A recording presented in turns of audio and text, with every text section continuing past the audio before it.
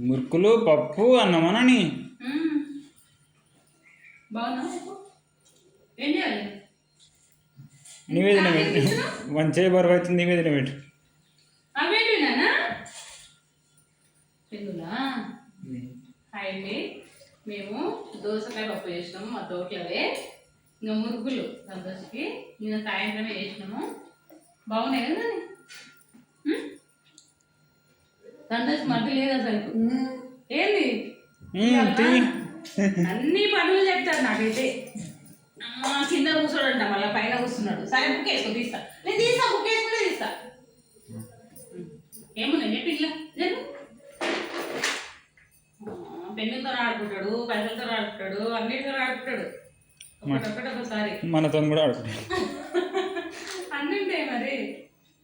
ఏం చేస్తుందండి అది